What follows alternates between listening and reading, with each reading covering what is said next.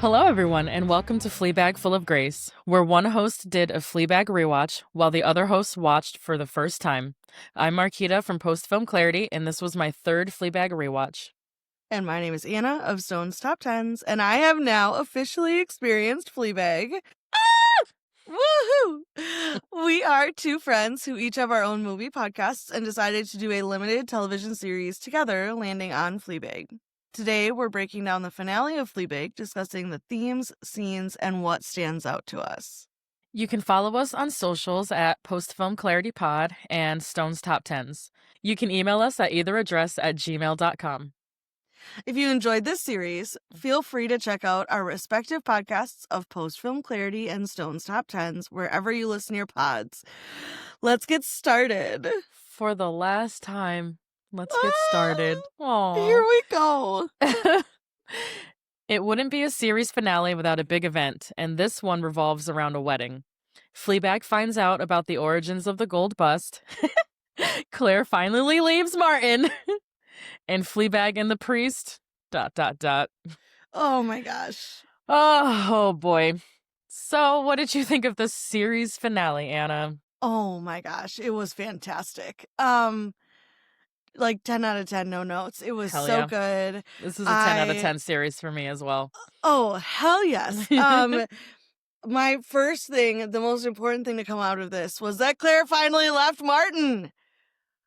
Oh, praise be. Like, finally. Oh, I was so happy. I thought this finale was fantastic, and I can't wait to watch this series again. Yes, see, that's exactly what happened to me when I finished it. I was like, oh, I can't wait to watch this again. Yes. You'll be a 3-timer in no time. Oh, for sure. So honestly, I know typically we kind of look at like our favorite parts, but we're gonna look at the entire episode. Yeah, scene by scene. Let's go. I actually kind of broke it up by character. Oh, okay. So I want to start with Claire. Mm-hmm. Those hair extensions. Listen, she couldn't come to the wedding looking like a pencil, okay? But also, like, I feel like those extensions were because Martin probably didn't like it. Yeah. Yeah, we never get any, like, revelation whether he liked it or not. And who fucking cares, Martin? Goodbye. True. I loved when she admits that she hates Martin and loves Claire. And I was like, oh, this is going to be it. And she finally stands up to him, and like, oh my gosh, when she tells him that the miscarriage was her. And like the godmother and Martin are like laughing about it because they think that she's kidding. And then when she uses his words that he used to Fleabag about like it being the baby to saying that it didn't want to be with her or whatever, didn't want her as a mom. When she uses those words against him, I was just like, oh, chef's kiss, Claire.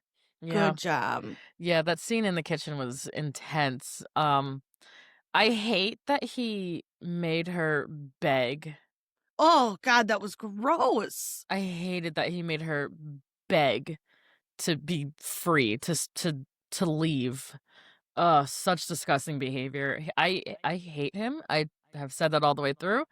Nothing's changed. He's disgusting. And I was so fucking happy to see him go.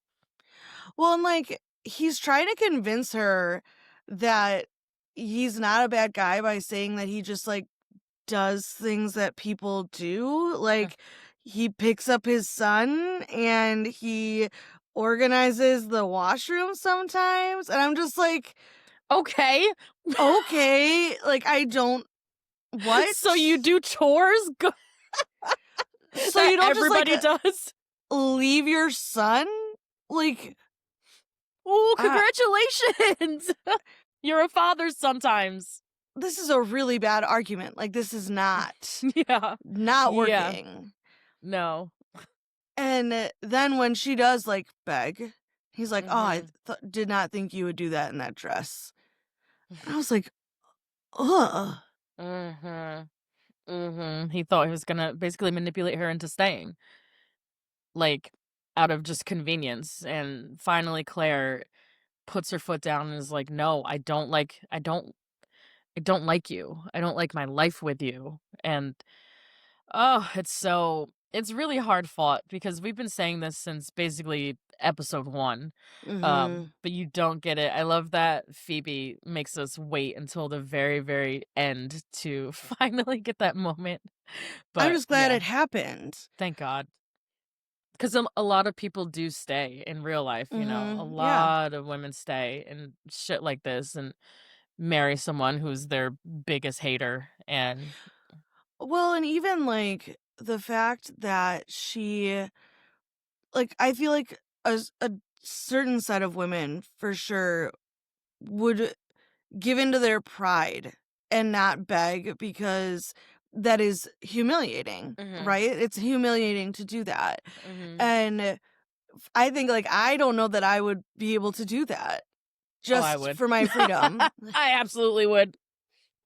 I think I would, but, like, I also know, like, there is a part of me that would be like, I hate being humiliated. Like, Mm, I don't know that I like, and so there is, like, a set of women who would get stuck because yeah, they'd for be too sure. proud to do Yeah. that. Yeah, and you don't wanna admit that you failed. I get that, but it's just there's certain things that when you finally wake up one day and realize how bad they are for you, there's no going back.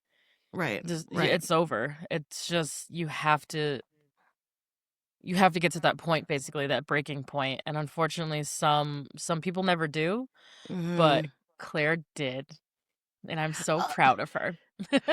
so then, like, during the ceremony, she's sitting there with Fleabag, and Fleabag is like, go to him."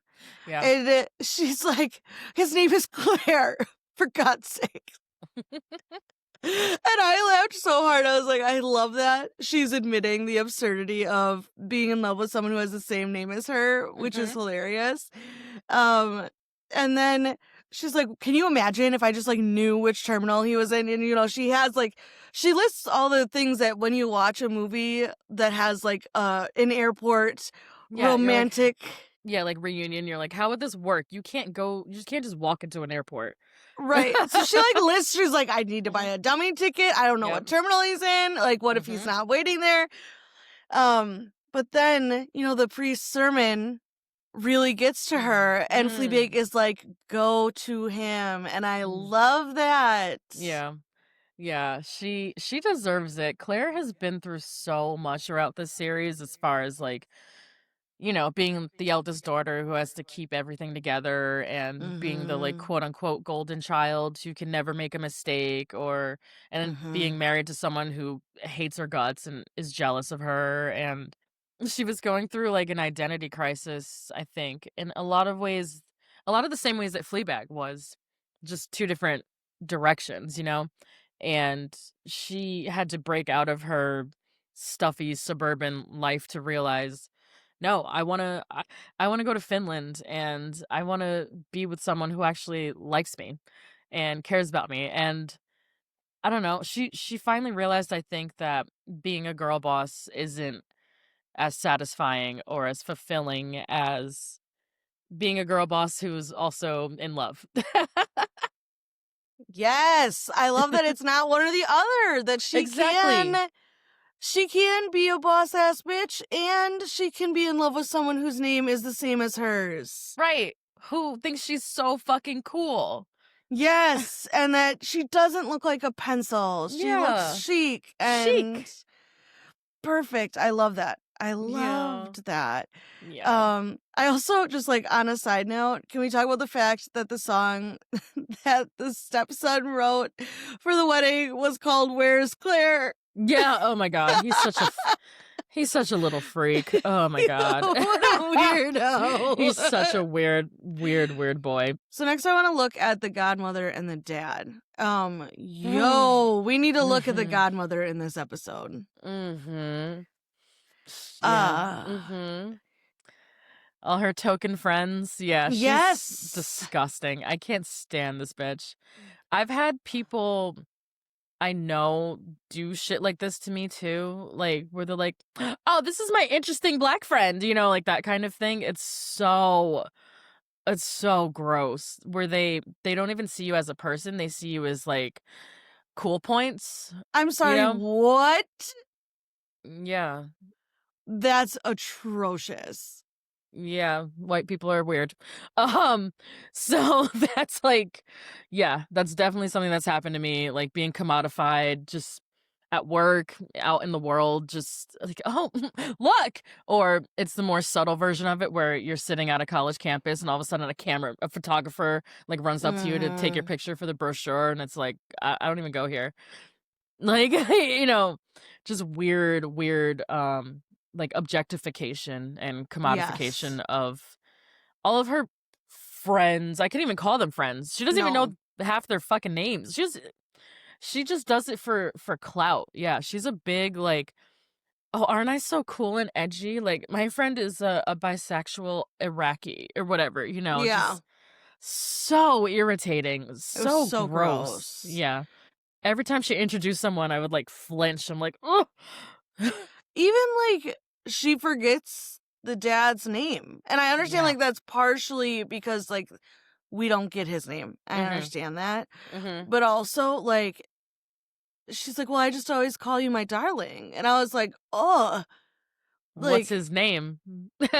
God," and then she pulls Fleabag aside. She's like, asked her to come help her in the kitchen with something, and Fleabag's like, "Oh, are you short staffed?" Like to that callback Mhm. to Mhm. the last finale, Mhm. and she's like, "No, I just want to know what you're gonna do today. Like, what little act you're gonna pull today." And she goes, "No more miscarriages." And I was like, Yeah. "What the hell?" Yeah. How fucking vile to say Oh to my someone. god. Like, It was really she gross. it's such a shitty thing to do and say, and it's such like, I don't know, as an older woman who it seems never had kids, it's not something that you would ever have to worry about, you know? Like, why would you like, it's just the lack of sensitivity there, to Common compassion, yeah, yeah, like, she just has none. that would be a traumatic event that someone would go through, Yeah, and she's like, and, like, maybe "It's my don't bring wedding." it up, period.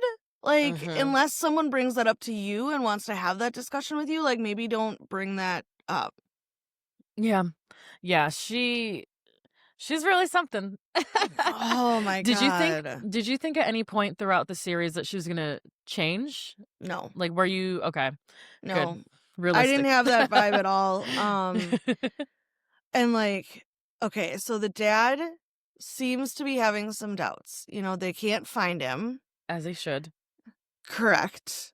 And Fleabag finds him in the attic, Mhm. checking on a mouse trap because he was worried that a mouse was stuck up there, which, like, again, like, just showing how really sweet he is. Like, I know that's not the real reason he was up there, but, like, this idea of, like, he, first of all, set up, like, a humane trap, Mhm. and that he was worried about it being up there and, like, being hungry or whatever, being stuck. Just goes to show, like, how much of a better person he is than the godmother. But Yeah, then yeah. the conversation that he has with Fleabag where he's like, it's a trap," and she thinks that he's talking about the marriage, She's and like, "We can go right now. You don't need to do this." Yeah. he's like, "What are you talking about? Like, my foot is literally stuck," and she's like, "Oh, Oh, yeah. yeah." Um, and What they else about that scene did you like so much? Because this is one of my favorite scenes too. it was so good, he's talking about how he loves her, but he's not sure he likes her all the time. And, Mhm. like, isn't that So real. yes, So real. so real. You love the people that you love, but you're not Mhm. gonna like them all the time. Yeah. Except for Claire, when he says, "Well, I like Claire all the time." Brutal. Like, buddy, you could have kept that one in the chamber. I think he was, like, joking around. Like, I think he was being like, "Oh, except for Claire." I But don't know, though. Claire is definitely his favorite. Everybody knows it. You maybe didn't have to get that little dig in there, but it's so funny. It's true. Like, and that's how he treats Fleabag throughout the series, as, he loves his daughter, but he's also like, oh, you make me uncomfortable, you stress me out. I don't want to be around you sometimes. Like, I get it, sort of, but I don't know. I think they just have always had a really interesting relationship, and this is a big turning point for them that we're not gonna, mhm. continue to see, but it's the first time that her father is, like, vulnerable with her since her mother's funeral, and even then, he wasn't really, you know, saying a lot. I think that she too, when they're having this discussion, she calls him out and she's like, "Give me a real answer and then I will get you down there." Like a full Right. sentence, Yes. not a series of stutters. Like, tell me what you're really thinking. Give me something real.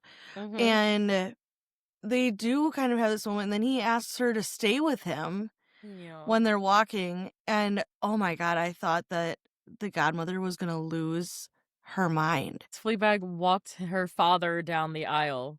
Mm-hmm. And the way that he, like, holds onto her Mhm. hand as she's trying to leave, like, I just found that incredibly sweet, even though I really Yeah. wanted him to pull a runaway bride Yeah, me too. and just leave. Yeah, I was really hoping this wedding got canceled the first time I saw it too. Mhm. He shouldn't have married her, but I mean, what's done is done. I hated that little moment too when they get to the end of the aisle, and as an audience member, you're like, "Oh, that's so touching. He's holding his daughter, like they're so connected in this moment." And she's like, "Let go, let go, let go," like Yes. trying to separate them and put the focus back on her and on the wedding itself instead of a father-daughter moment. And I think subconsciously she's also thinking of Fleabag's mother in that Mhm. moment, and it's just trying to one up his own family. It's just so I'm so sick of this bitch. I can't stand her. Well, and, like, okay, I hate, the antiquated idea of, like, a dad giving a daughter away. Like, Mhm. I understand to another man, like, that's Yeah, just yeah. annoying, but, like, Mhm. I did want my dad, and I did have my dad walk me Mhm. down the aisle, and I talked to my mom about it. I was like, "I'm not doing this, like, out of that I don't want you there too. It's just, like, this is how I've always imagined it, Mhm. and this is, like, my entire life when I pictured getting married, this is what I thought." Yeah. And, um, there is something special about that moment, and, like, I guess I didn't view it as, like, him giving me to Brandon, because that wasn't that's not the dynamic of Mhm. our, family, our Yeah, relationship, yeah. whatever. Yeah. But I liked this inverse of it, especially because he and Fleabag have had such a rocky journey together. Mhm. Yeah, they finally, I think, got to have the heart to heart that they really needed to have 3 years ago, when Yeah. she lost her mother, and he kinda just left her out flailing while he was, you know, fucking her mother's student. Um, he should have done this years ago, and I'm glad it came now, but it also was kind of I feel like it was a little at Fleabag's expense that he found his quote unquote happiness. I Yeah. don't love that, and I think he made the wrong choice of who he married, but hey man, 100%. you do you. Congratulations, I Yikes. guess. Um Yeah, that what was else? rough. Now we need to get to Fleabag and the priest. Oh man, okay, it's time. Yeah. Okay. Ugh. So when they run into each other before the ceremony, um, and she like tells him how good he looks. And he's like, "Oh, wait till you see the full shebang." like Him and his s- robes. and like the callback to when they were robe shopping together Mhm. and all of that. Like I just love that, but also the fact that um he like kind of jumps when she says like, "Oh, I thought you were a fox." Oh my god, I loved it. And then the makeout session against the wall. Woo! Yeah, that was so hot. Oh my god. But I was like, "Girl, he's gonna have lipstick all over him." Like, And he does. yeah, you're wearing bright red lipstick. Like, please have some decorum. Oh my gosh. No, I wish he would have walked out like that. That would have just like set the place ablaze. I know. The scandalo. Um, yeah. What would you rather, godmother, that or a miscarriage? Oh. Oh my god. If only she could have like had him walk out there like full of her lipstick. That would have been phenomenal. Oh, godmother would have Um tweaked. Can we talk about how devious the priest is to say he didn't get much sleep last night during his sermon? Did anyone? I feel like didn't Claire give a look of like, bitch, what did you do? Well, Fleabag's face, she's like, oh, okay. Mhm, mhm. Claire I knows what's going on. She's like, bitch, She's like, what is going on with your priest? who's priest? What?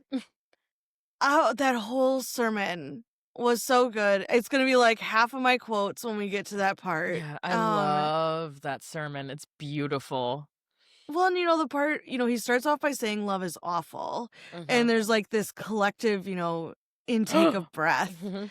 And he explains why that it's like so hard and you have to that's why you don't do it alone. That's why it's so much easier when you love someone and they love you back because Mhm. like isn't that just how unrequited love is so painful? Is like because you're experiencing all of the ups and downs of love without someone to help you through it, who's Yeah. feeling those things too. Yep. And like I am someone like I've had unrequited love. Like sucks. Oh, same, same. I'm a big unrequited lover girl. Until I met Brandon, that was like Oh, I had like one solid good relationship yeah. in high school, oddly enough, and then there was just a whole series Yeah. of me having more feelings than the other person, and it Yep. sucks. Yeah. Yeah. That's like most of my 20s in a Oh yeah, nutshell. Woo. that was all the space between my high school relationship and my Mhm. marriage. Yeah. It's good stuff. So great. And like you see the look of panic on the godmother's face when he's just like, "It's awful." And she's like, "What the Why would you fuck?" say that?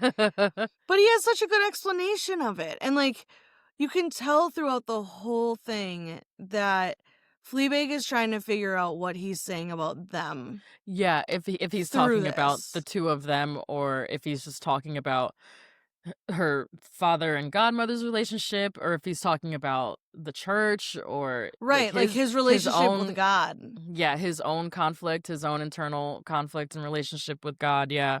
It's so layered and I love So that. layered. And like you can just see on her face the whole time where she's kind of going back and forth, where you can see on her face that she thinks he's like saying this was a mistake and that they Mhm. shouldn't have slept together and they shouldn't be together.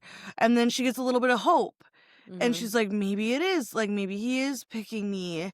And you can see, like, what a phenomenal job by Phoebe Waller-Bridge in this Mm, sequence. Just like facial expressions alone yeah. saying so much. Right, without speaking. Oh, I love it. And now that you've seen this sermon, do you kind of see where I was a little kind of put off by the Belinda speech? I just feel like it doesn't hit as hard. It's not as Correct. it's Yes. just very surface level like feminism 101. Like, yeah, being Mm-hmm. a woman is hard. We know. We know. Comparing that to this dynamite sermon about love and humanity and your relationship with God, basically, all Mm-hmm. in one monologue. It's outstanding. It The is, and it's the idea of like, he says that we spend our whole lives trying to figure out where to put that love. And oh my gosh, just what a phenomenal way to think about the what you put out into the world and Mhm. making sure that you're loving the right things and the right people and that you're spreading that instead of, hoarding it or giving it to people who don't deserve it. Mm. Mhm. So Yeah. good. Ugh. So painful. So the bus stop. Yeah. Oh The my that scene lives rent free in my head, unfortunately. And no, I am not well. Yeah. Ah! I was so proud of Fleabag for admitting her feelings Yeah. and then being like, "Don't say anything, just yeah, like Yeah, just wanna just sit let in this it. be out there." And instead of, making a snide comment or a joke or trying to brush it off like the feelings aren't as real as she is clearly feeling, Mhm. it'll pass. I was talking to someone about this scene at a bar recently.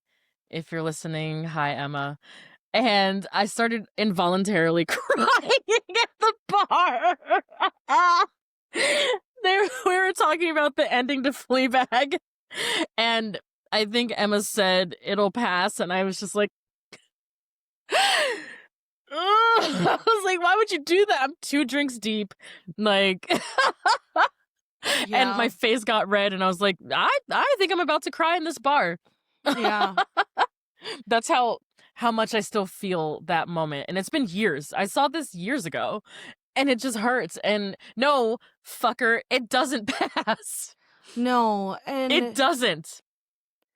like realizing that he is going to choose God and the church.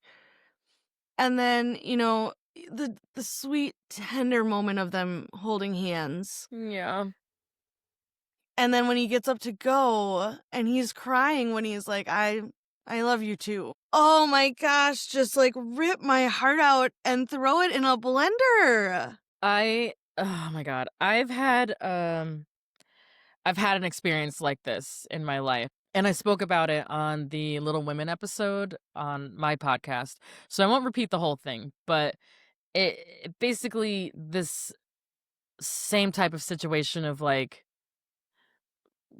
right person, wrong time twice, like Mhm. this person didn't want me when I wanted them, and then when they wanted me, I didn't want them anymore, and it just was like basically we broke each other's hearts twice, kind of, and it was Yeah. just it was fucking brutal. And we had a bus stop kind of moment, except we were on a beach together, and I was just crying my eyes out because I'm like, damn, 5 years ago this is all I wanted, and now it's not the same, and I needed to, like, walk away from it, and it was for the best, but it was fucking hard, and I feel like in that moment, I'm sad for them, but I'm also kind of almost relieved, if that makes sense, because I don't know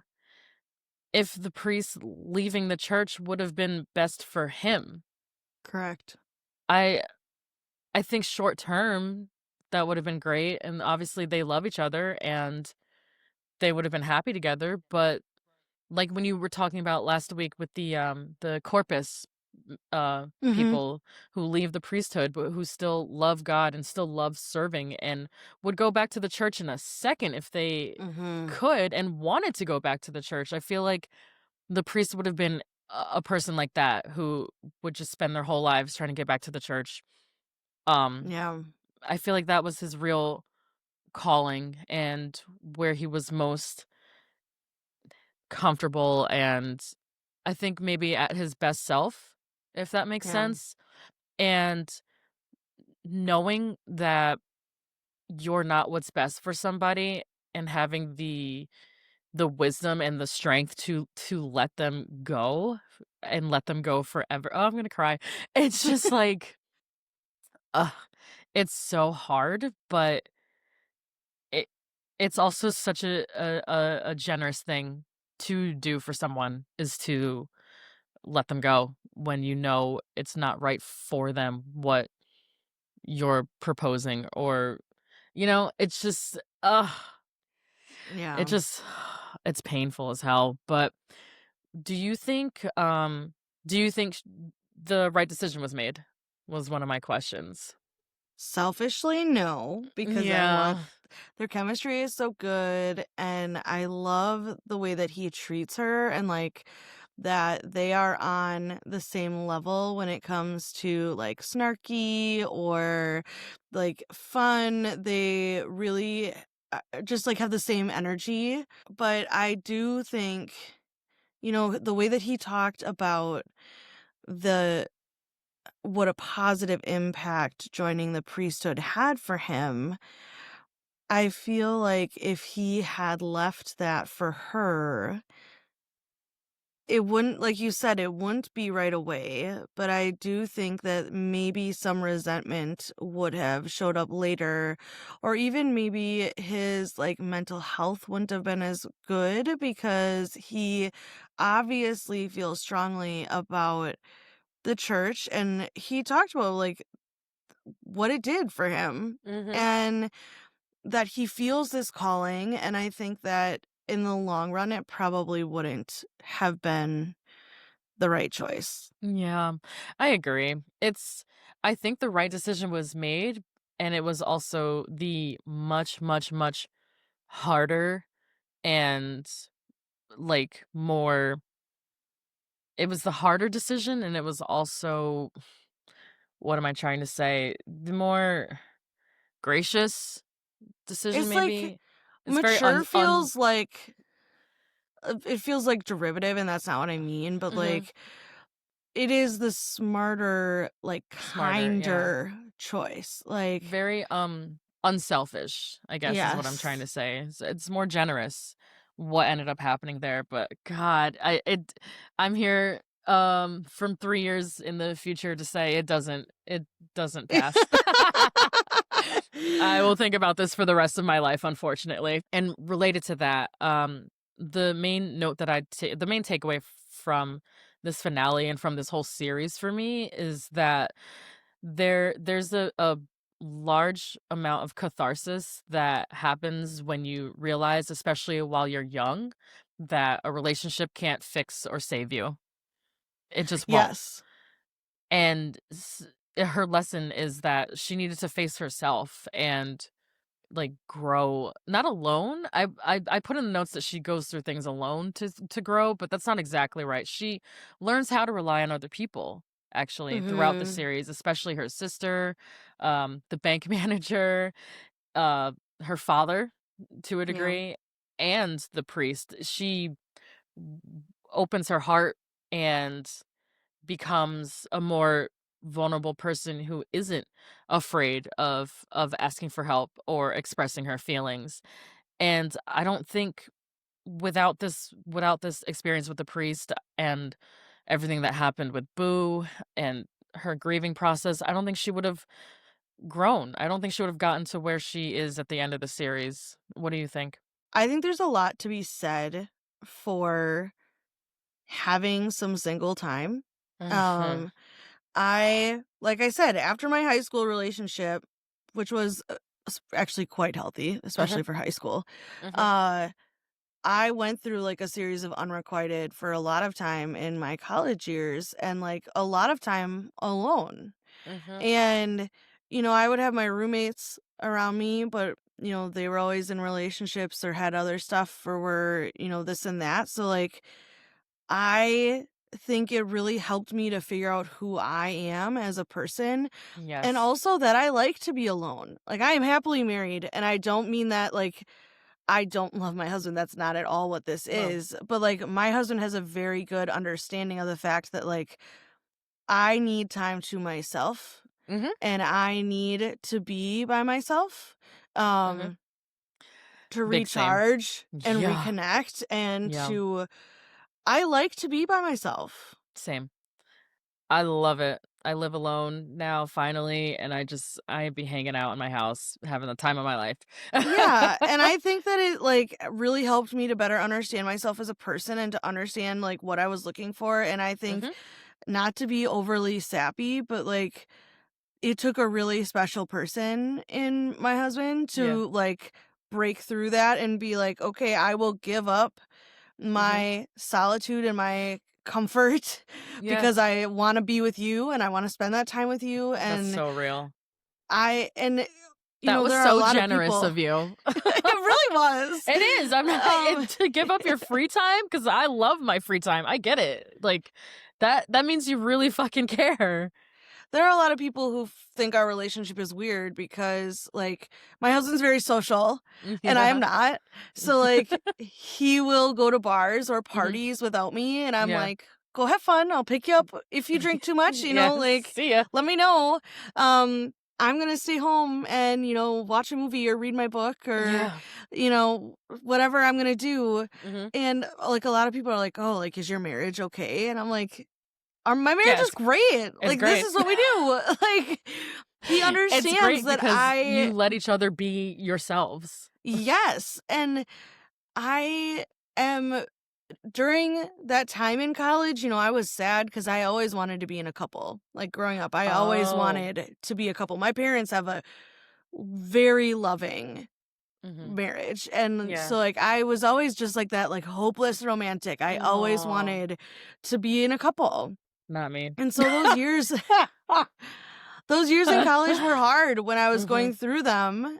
And then I was like, actually, I will be forever grateful that I did, because it allowed me to sit with myself and understand who I am better. And pick a better And partner for yourself. yes, instead of settling, I found someone Yes. who is Yes. exactly the person I need Right. and that I want. Yes. So And many people do not give themselves that time. And I agree. I was single. I've been single most of my life. I've been single. I've been in 2 relationships totaling 2.5 years. And other than that, I've been single. And I feel like I got to actually know myself and have much, much, much stronger friendships and yes. a better career and a more fulfilling relationship with my sister and getting to know my mom as an adult. And Mhm. I put all that extra time or energy seeking relationships into myself and into my art, my hobbies, my this podcasting, learning how to make fucking graphic design and like editing and writing, uh going to the movies, I go to school, I go to film school every Thursday night for fun, things like that. Yeah. um and volunteering throughout my 20s and getting into politics and running for office. Like there's just so many things that I did and have done and will continue to do for myself, Mhm. whether someone comes along or not. And I feel like so many women our age and younger just do not want to be alone. Yeah, Right. I just think it's very damaging to your mental health and to your sense of self to never be alone. And again, that's why I know this decision, taking it back to the show, I know this decision was really hard for the priest, but I think he was right.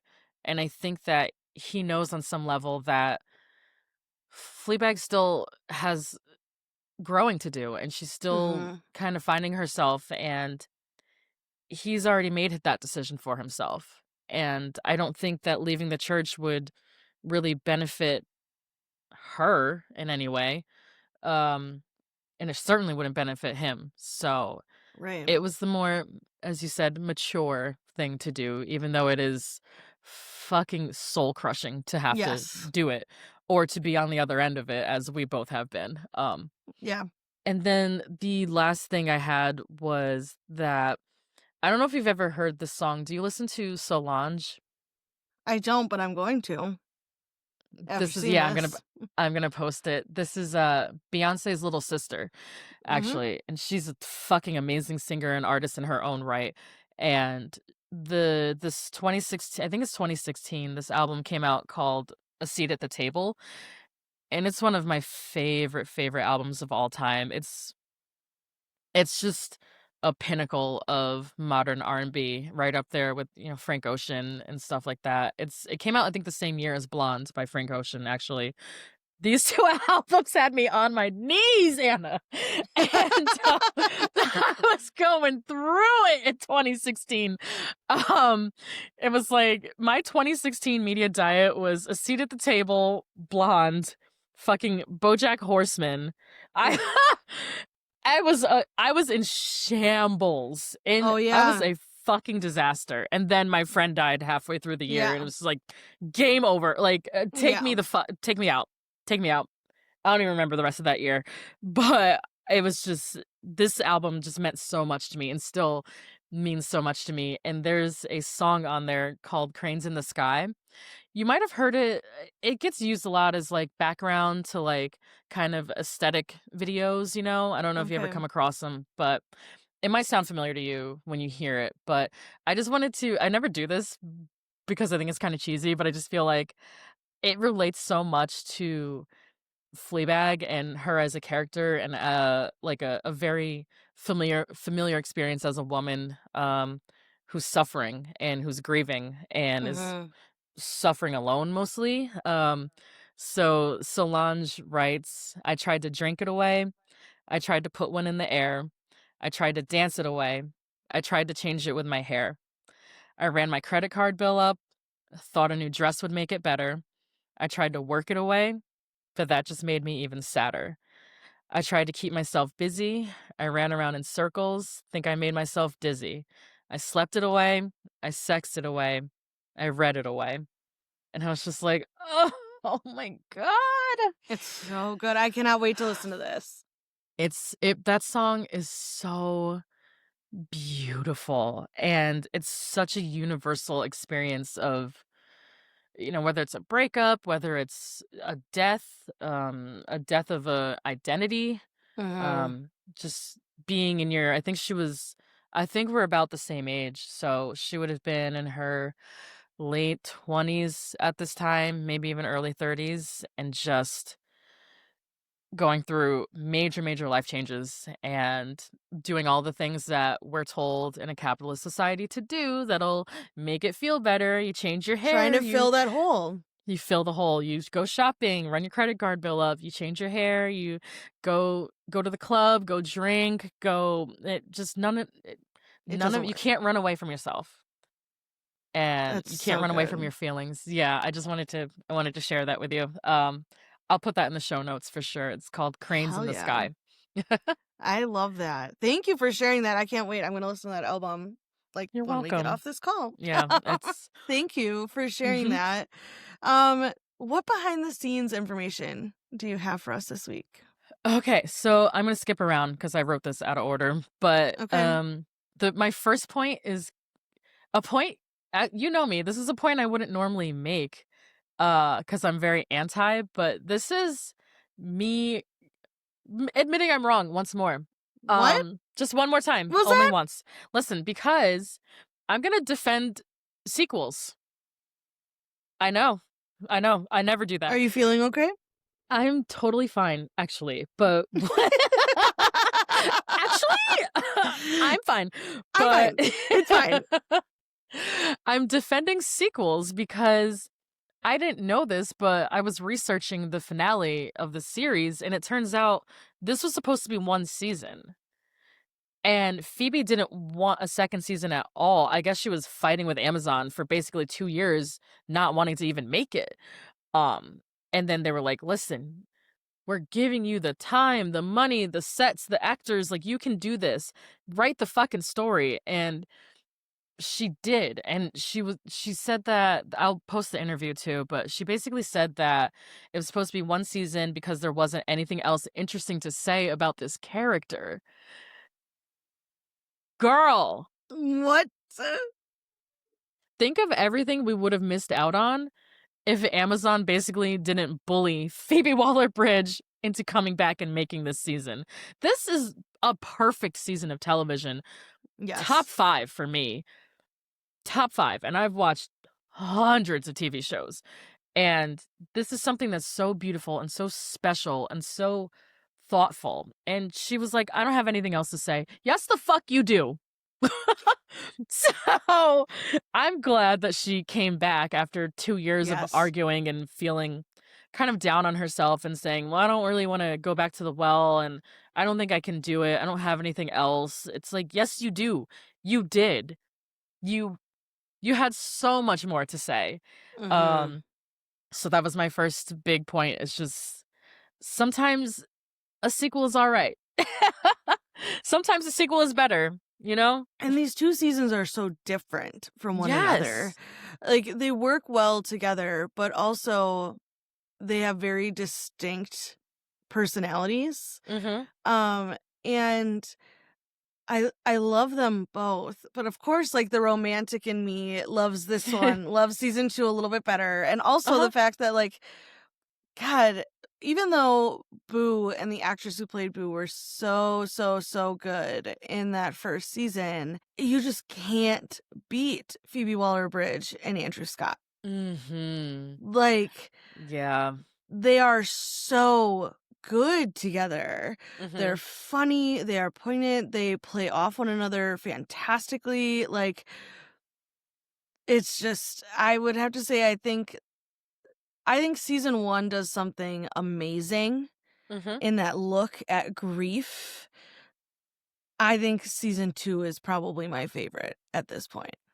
I love them both together as a whole, but if I had to pick, I'm also most likely going season 2. I just think there's something I don't know, there's something so emotionally resonant about watching a woman change her life for the better. Yes. Yes. It gives me chills, and where we find her at that dinner table, episode 1, after her sister hadn't talked to her for a year and a half, and, you know, she's still grieving her best friend and just sitting at a table where she looks at the camera and says, "No one's asked me a question for 45 minutes." And then you turn and the priest is sitting there and he's like, "So what do you do?" And from that moment on, you're like, "Oh, this is something so important and exciting to see."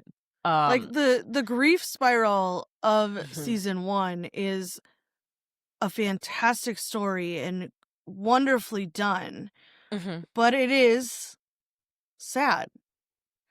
And while this is sad, it was more fun getting there. I'll Yeah, I say, think like it is also a little more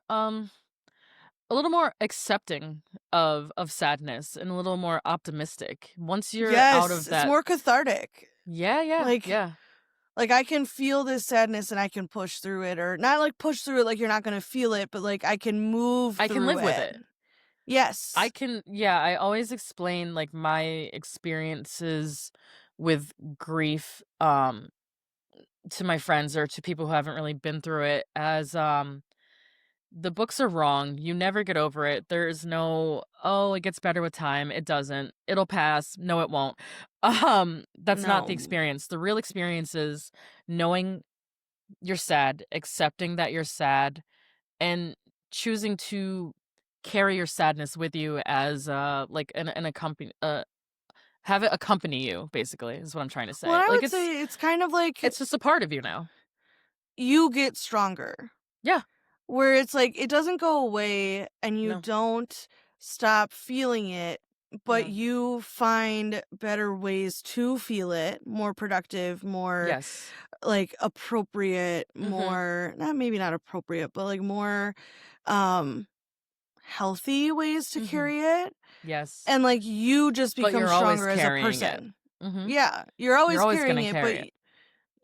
just like you would build your regular muscles if you were carrying Mhm. something for a long time, you build your emotional muscles.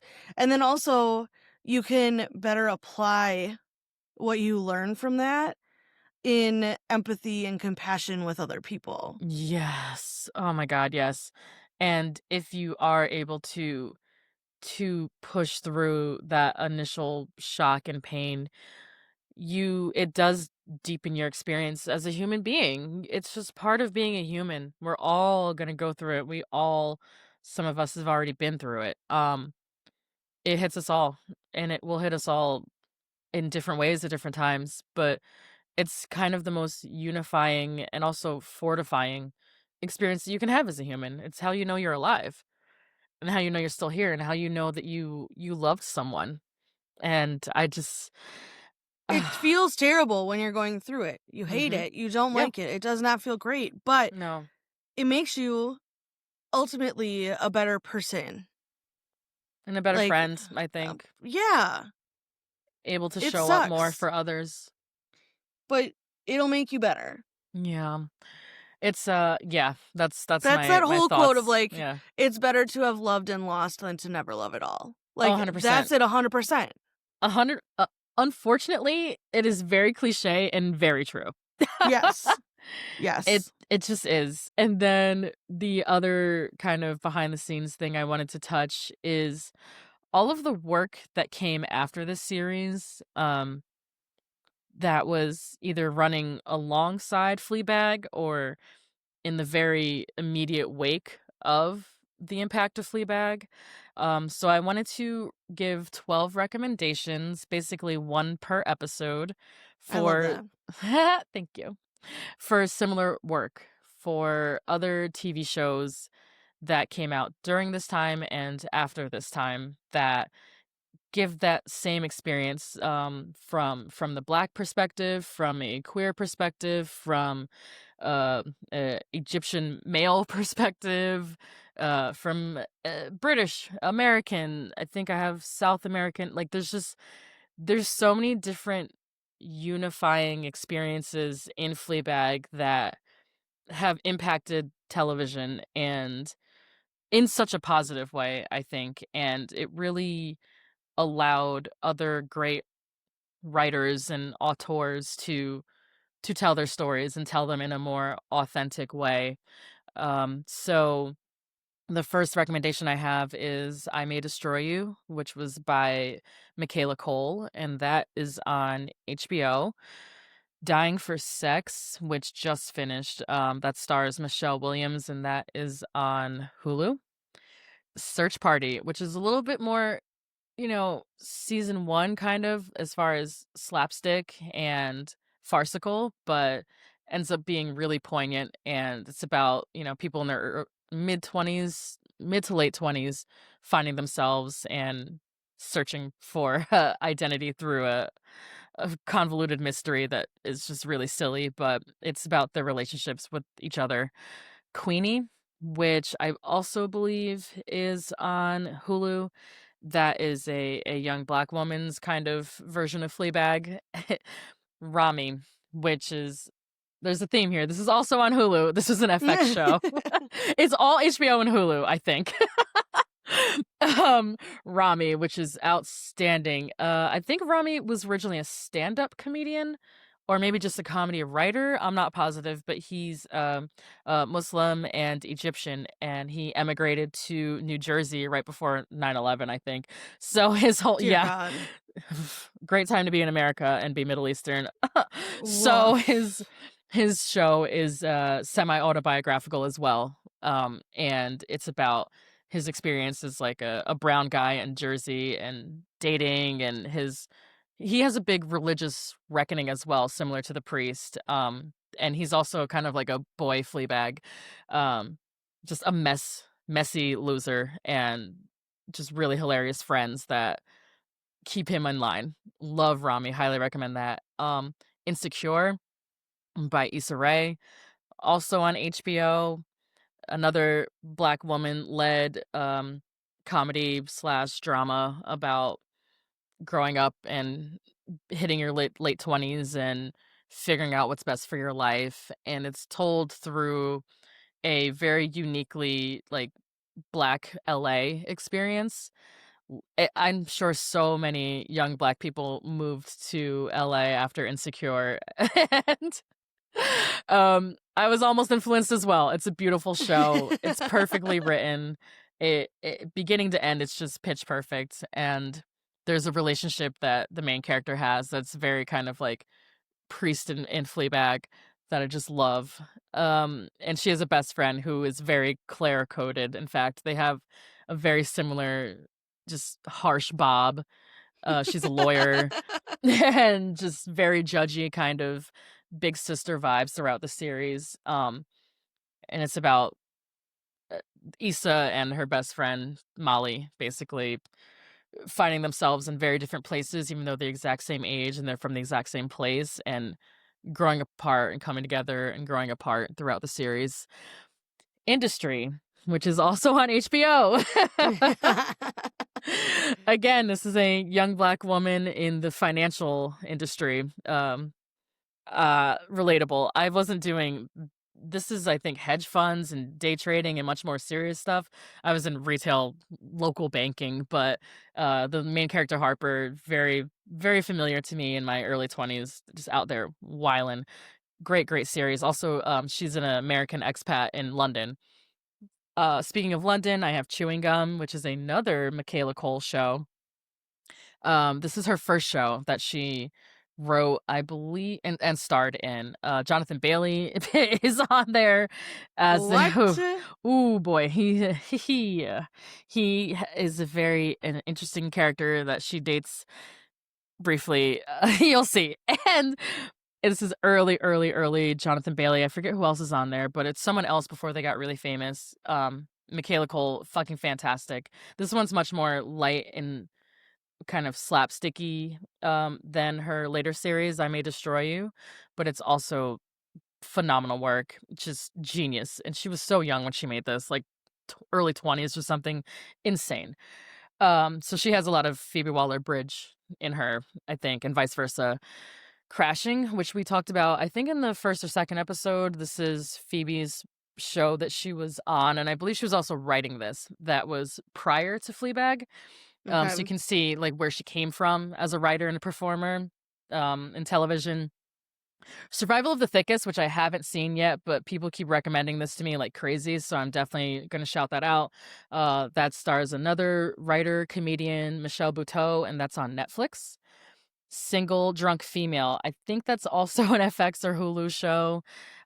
This is a Latina-led show. I haven't seen this one, but I've heard it's like Latina Fleabag. And then You're the Worst, which I started, I haven't finished yet. I think that's also FX.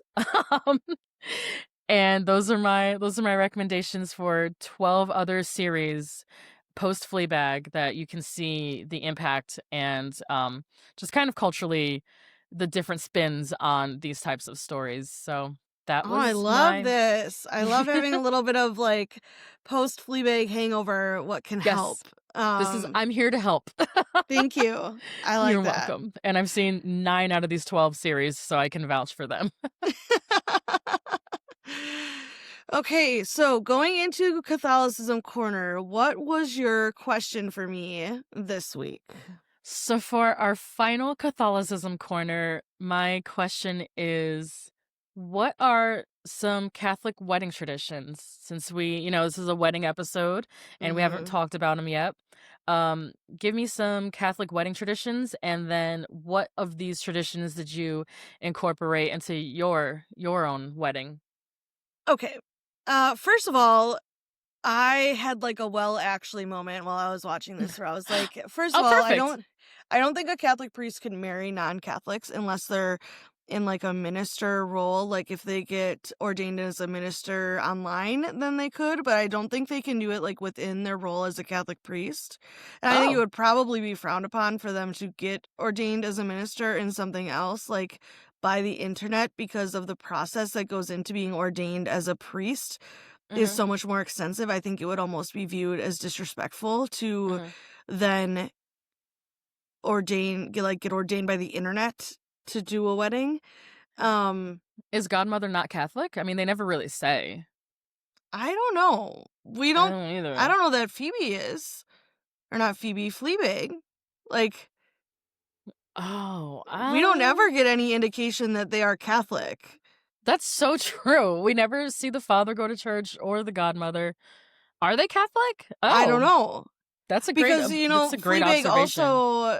Fleabag also doesn't like remember that like first time we see her in church, she doesn't know the traditions, the rituals, what you're doing, because Right. she responds to him instead of when At the she's not wrong supposed time, to. yeah, Yeah, yeah. so like we're getting this indication that they're not actually Catholic.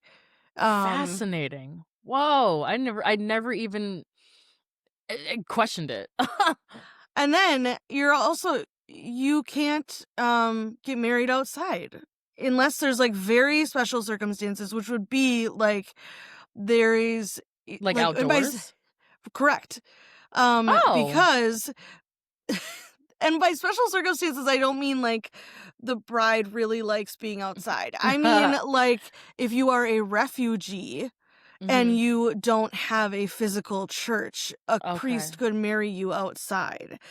But, like, I actually looked at Catholic doctrine Mhm. to look at this, and, I like, love that. You're such a nerd. I love that for us. it is not just marriage either. Because marriage is a sacrament, Mhm. and the sacraments are supposed to be performed in the church because it Oh, is okay. it is a holy place, and it is meant to kind of invoke the seriousness of what is happening. Yeah. Um, so, like, it's not something you would just perform anywhere. It is something that is Oh. necessary to be in the church. So because it's a sacrament, you can't just willy-nilly, like, go do it in a parking lot kinda Correct. th oh, shit. Correct. I did not know that. I So, don't like, I don't think that huh. this would have been allowed. Wow. Um, and, like, the second I saw that they were set up outside, I was like, "Wait, well, this is Actually? not right." Um, so, because my husband wanted to get married outside. I think if we were to get married now, we obviously wouldn't get married in the church because I Mm, am not really Catholic yeah. anymore.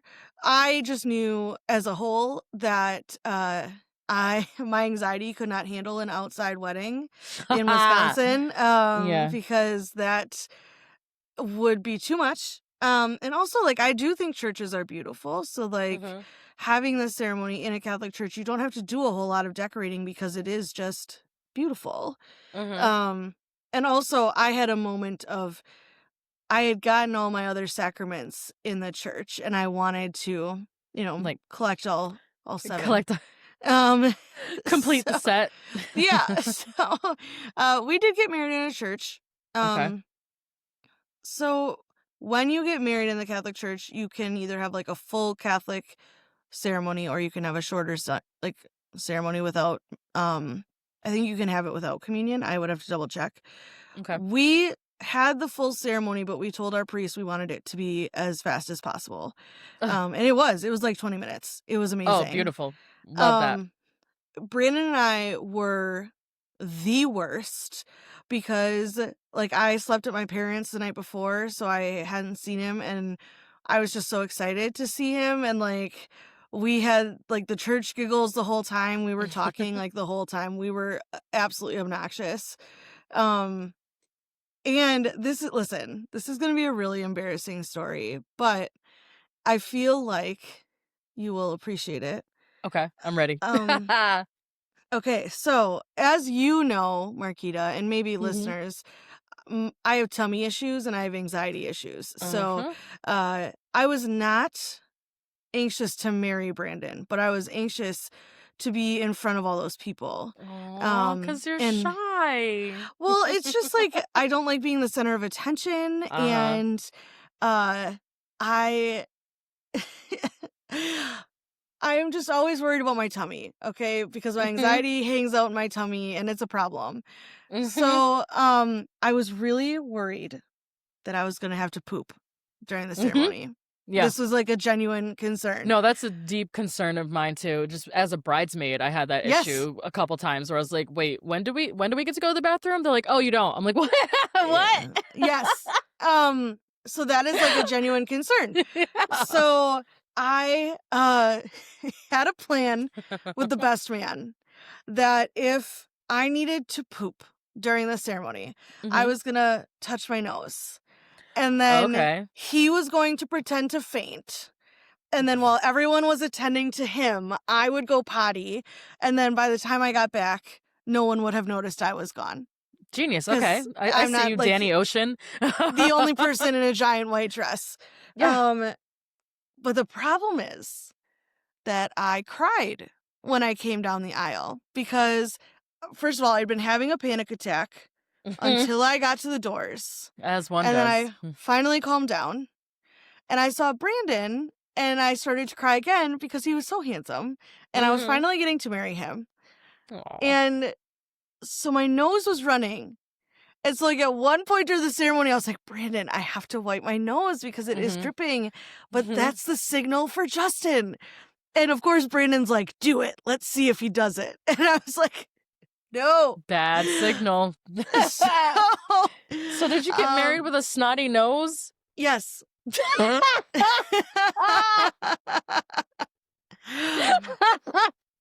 actually like turned away from Justin so he couldn't see me and like wiped it a little bit. That is so fucking funny. But yes, this was a genuine concern. One of the biggest concerns when I got married was that I was going to have to go potty during the ceremony. Yeah. Well, at least you didn't have to go to the bathroom. No. You just had a drippy nose from the most, important day of your relationship. Yeah. It wasn't terrible. It was just like I had to sniffle a little bit. That's so cute. Yeah. Oh my God. Yeah. You're the best. So, thanks. Other than that, like, there aren't any, like, Catholics, we don't have any fun wedding traditions like breaking the glass. I was going to ask if there's any kind of, aesthetic thing. Do you jump a broom or, like, walk around in circles? None of the, like the putting, Orthodox, yeah. I think it's in Indian weddings where they do the, like... jewelry? The jewelry, or there's, like, some type of necklace, like, of flowers. I'm, like, completely taking this from either New Girl, when Cece and Schmidt get married, Cece. Yeah, or from Miss Marvel when her brother gets married, which... Yes. So that's where I'm taking all of that from. Although in Miss Marvel, they're Pakistani, not Indian. But yeah, so we don't have any, like, really fun traditions like that. Okay. But we did have a Catholic wedding. Usually Catholic weddings are just very long because it's a full mass. Oh, it's a mass. Okay. Yeah. I don't remember. I've been to 2 Catholic weddings. I don't remember if we did a full mass for either. I was a bridesmaid in one, so I was busy. Like, I don't remember. I think we must have. And then the second one, it didn't feel that long, so it might have been a truncated ceremony. Damn, I don't remember. Yeah. But that's great. That's yeah, but it was a great day. I knew you would come through with some fun wedding stories, or at least some interesting traditions. So we don't really get any new character names, but we No. already talked about, like, the godmother being super gross and how she introduces her friends. Appalling. We can move on. And what was your favorite fourth wall break this episode? Okay, so, like, the obvious answer is at the end. That's the only one I had. And I felt thought, so basic. She looks at us Yeah. and she starts to walk away. And there's one part during this where, like, the lyrics, because obviously I had my subtitles on, said, "To know I'm going to be all right." And, like, I feel like it leaves us with such a hopeful feeling about that she's going to be all right. And, like, and as she gets farther away, she turns and she waves to us. Which was so sweet. She said goodbye to us. She was like, yeah, we're good. I'm gonna go. I'm gonna go on my own. Yeah. Aww. I do want to honorable mention when she looks at us and, like, pulls her skirt down before she goes up the ladder to the attic. I didn't even notice that until you called it out. That's so funny. It was such great. A quick little moment of, like, you don't need to see my goods. Like, no, don't look. So funny. Loved it. Yeah, mine was the end, of course, when she leaves us. She left us at that bus stop, okay? Yep. The priest left her at the bus stop, and then she turned around and did it to us. We didn't deserve that, okay? I mean, I think it was a good thing. I think it shows that she is in a good spot. Yeah, whatever. But I'm also sad about it. Yeah. What about your favorite dialogue? I actually kind of Did had you a pick lot. just one? Did you pick one? I picked 4. I only have 3. No, you have 4 too. Wait, well, 1, 2, one of mine 3. is just yours. So Damn it. Haha. whatever. Look at So me showing restraint. for once in your life. I mean, we so we already talked about it a lot, but my favorite, of course, is It'll Pass. Just fucking devastating. Knocks me on my ass every time.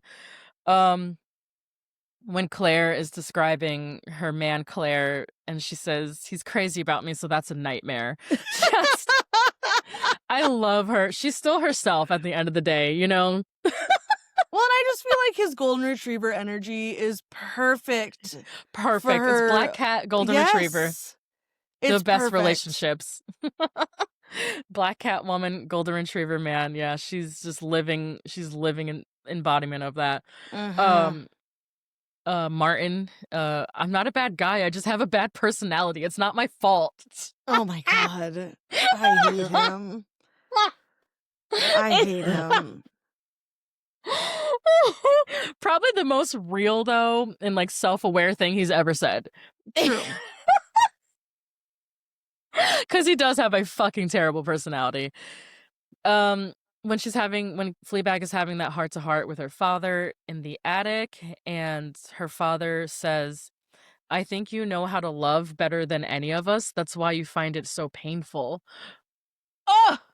Yeah, I had that one too. It's like, damn, that's just like a dagger directly into my chest.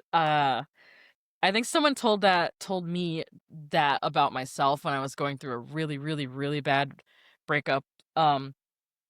And they're like, you find this so painful because you're deep down so sensitive. And I was like, oh, well, how do I be less that? Because this is fucking terrible. Like, not to sound, full of myself, but I am an emotional person in general. And I think that when I heard this, it made me feel, because normally I'm kind of like ashamed of it, right? Because I feel like my emotions are all over the place. And like, especially in American culture, it's really seen as like a weakness if you can't, and especially as a woman, if you can't get a handle on that, it is, there's something wrong with you. Yeah. So to hear it said like this, I was like, maybe I'm not a broken mess. It's validating, and it's true. Like I'm deep down emotional. I'm not like at the surface, like cry over everything type of emotional, but I feel a lot of emotion and I perceive a lot of emotion in others. I just deal with it privately. At least someone can. Not me. But it is validating to hear like that, because we feel so much. It also means we're gonna hurt so much. That because it's all we from love. Because better. you can love. Because we're like really good at it. We're better at it. Reframe. I'm just so good at loving. That's why I'm upset all the time. Yes. That's why. Yeah. I cry a lot because I'm so full of love. Exactly. Reframed. Yep. So those were mine. What about you? So I also had the dad quote. I loved when Fleabag was talking to Claire and she's like, is it running through the airport kind of love? Oh my god, we haven't talked about this yet. Yes, I have that. I'll save my bit about the airport thing, but yes. I love this quote. Damn, I would have had 5. Because this is like, 90s rom-com bread and butter running through the airport, and like, what a great way to describe what she's feeling about Claire with a K. Like, is it running through the airport kind of love? Then like, go fucking run through the airport. Yeah. And then my next two, gosh, this is a sappy episode for me. Oh my god. But the next two are from the sermon. And again, one that made me feel kind of like proud to be who I am was love isn't something that weak people do. Being a romantic takes a hell of a lot of hope. And I would say like most people don't really describe me as like optimistic or hopeful, but I am a romantic. So like to be like, hey, maybe all my hope is used in that direction instead of like trying to find the silver lining in every situation.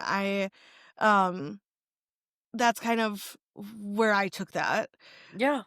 And then the last one, again, just, like, made me feel like how I felt when I met Brandon, which is when you find somebody that you love, it feels like hope. And again, this is sappy as hell, and I do not like doing this on air, but, like, that I have talked to people, like, when people ask, like, "How did you know that he was the one?" Like, "How did you know he was the one you wanted to be with?"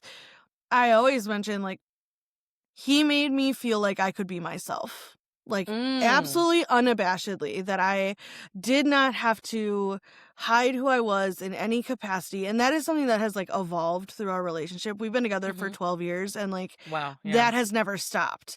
Every time I figure something else out about myself, he's like, "Cool, that's great. Like, Yeah. I love that for you. I love that part Mhm. of you." Um, and recognizing that part of that is hope. This, like, absolutely relentless 100% acceptance is hopeful because it's like, Yes. "Hey, you can just be who you are." No, Um, that's true. Romance is optimism. I think you don't give yourself enough credit for that because that is probably the hardest type of optimist to be. Like it's impossible. I'm a romantic. I believe in love, but I'm also a skeptic. I'm like, I mhm. get it. I know it exists. I love that for people who have it.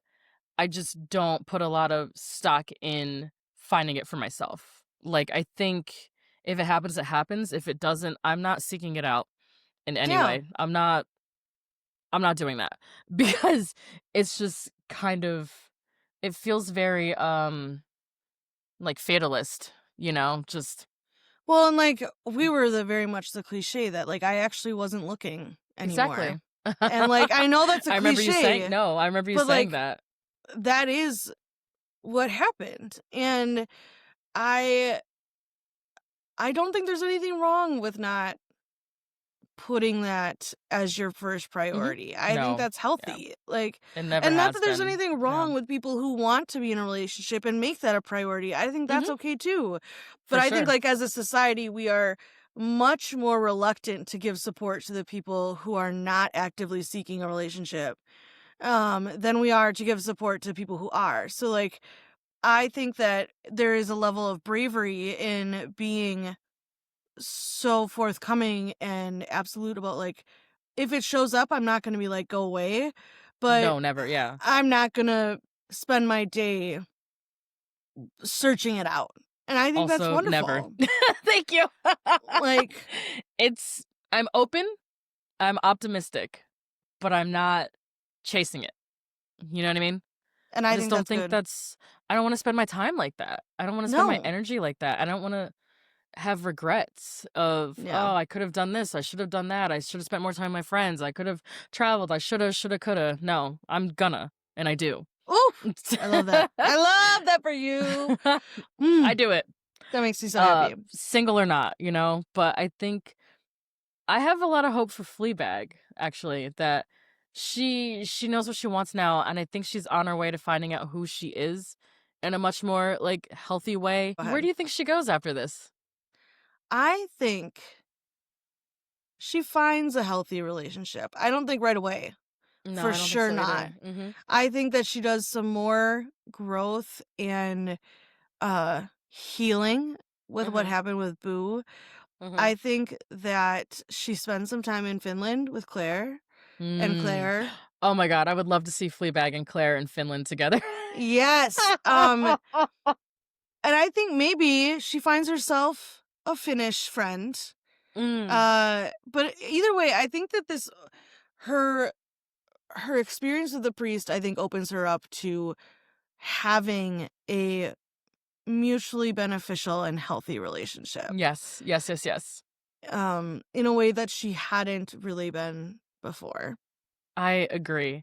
And what were some of your this is our last episode. This is it. So, I know I'm sad it's over, but Me too. I wanted to ask you if there's what are your favorite moments and what do you think you'll take from the show going forward? So some of this we already talked about, like how I Yeah. find both seasons so important in their own right. Mhm. I think that, again, we've kind of talked about this, but really Mhm. taking away that fact that, like, grief is a journey and Yes. that it's not something that you need to be ashamed about, and it's not something that, like, when you're in that, like, shit show phase, that's just part of being human. Yes. That there's Yes. nothing wrong with that, that there's nothing embarrassing about that, that, like, and also to be just, like, more cognizant of when those around me might be going through something like that, of being, like, sensitive to it. You know, so much of what we talked about earlier in the first season was how, like, when you're going through something like that and people don't reach out Just don't wanna and, deal with it. like, don't wanna deal with it, you know, they actively look away because it's Mhm. hard to look at. Yeah. Um, I don't wanna do that anymore. Same. So, like, I really am taking away from this, like, of being aware of when I'm noticing someone going through that, of being like, "Hey, like, what can I do? What do you need?" Or Mhm. even just, like, I'm gonna, do something nice for you, or I'm gonna Mhm. acknowledge that, like, do Yeah. something. Yeah. Um, Oh, that's so beautiful. I'm other gonna like sit at a bus stop with you and yeah, let you I'm talk. gonna feel that. Hmm. Other than that, this show was so funny. There were so many, like, little funny moments. Uh, Brandon was making fun of me last night when I was watching the finale because I was, like, audibly reacting multiple times. Like, when she finally leaves Martin, I was like, "Yes!" And Brandon was, Yeah. like, in the kitchen several rooms away, and he's like, "You got this!" And I'm like, "Oh my god, shush it." Like, Yeah. and, like, there were parts that I, like, gasped, and that's, I think, why I wanna rewatch it, is just to get Mm. some of those little moments again, like, from the full perspective of having seen the entire thing. So, Yes. Now that you I know where am it's going. incredibly glad that we did this, Me too. and I'm so, so, so thankful that I watched this and that I got to watch it, like, with you, was really fun. So, yes, I'm gonna take that away. Aw, Anna. Mm. We didn't touch on it, as much as I thought we were going to, because I honestly just forgot that I had filled it in at the end here, but I think the further away I get from the priest stuff, the more I'm able to see that the real love story throughout this series is Fleabag and Claire. Yes. It's I don't think I can see that 100% yet because I'm still yeah. in the swamp of the priest Mhm, relationship, of course, of but course. I definitely think that that You're in the is trenches. yes. Yeah. But I think especially like, I noticed it through every watch, of course, but by the second watch, and especially this third watch, this whole story, think about every episode, what we've talked about. We talk Mhm. about Claire just as much.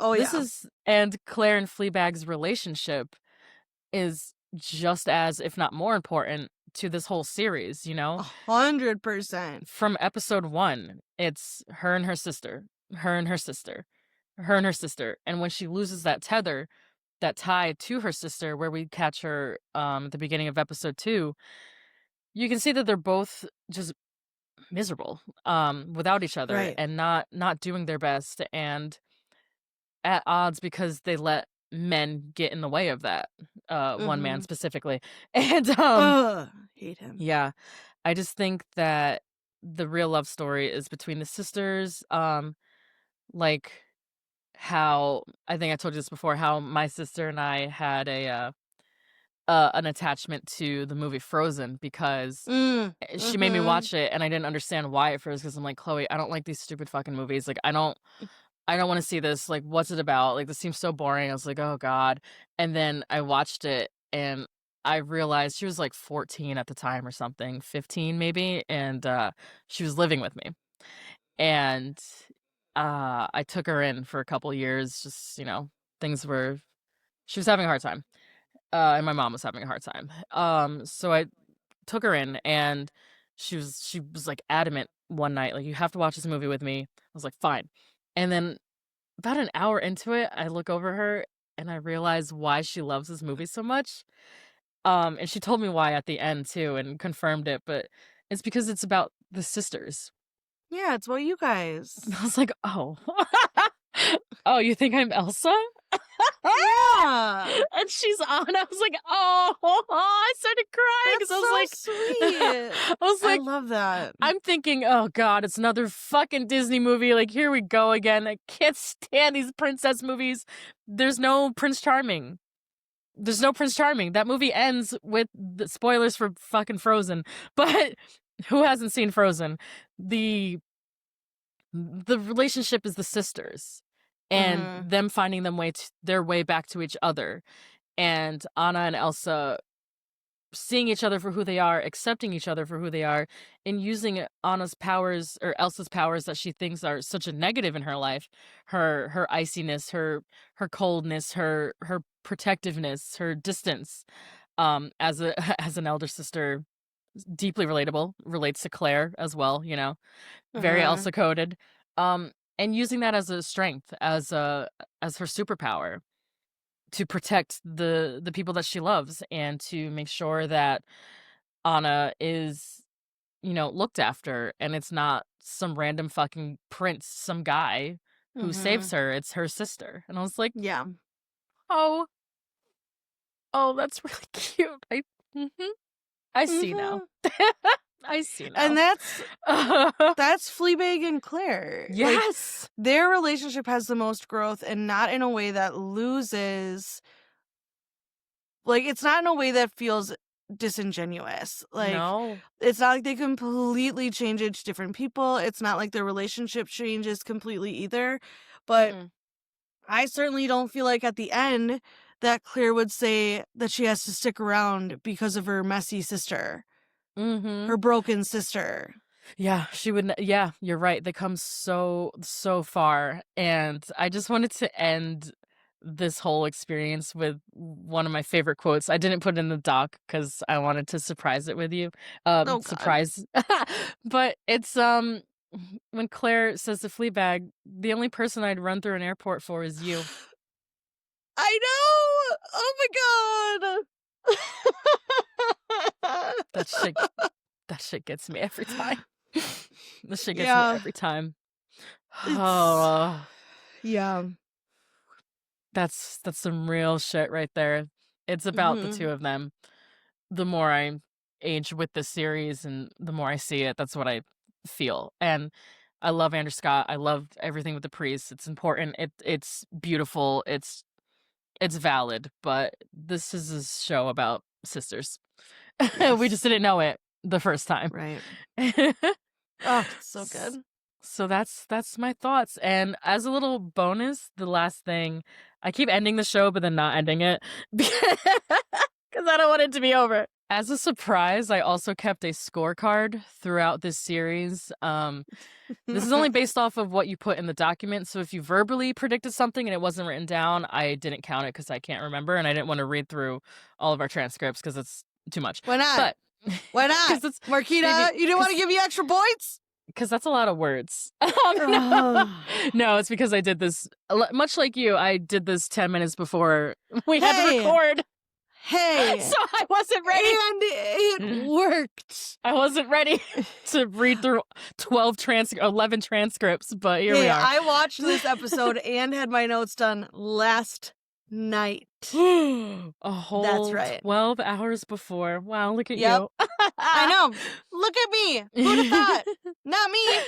Not me, not us. So, just very quickly, throughout the 11 previous episodes, you made 21 predictions about what would happen throughout the series. And as a caveat, I do want to say that you predicted that Claire would leave Martin like 19 times. I'm not giving you a point for every single fucking time. Why? I Because think that deserves a point no, every you said time. in fairness, you predicted it right early. You predicted it right. I think episode 1 or 2, something like that. Where is it?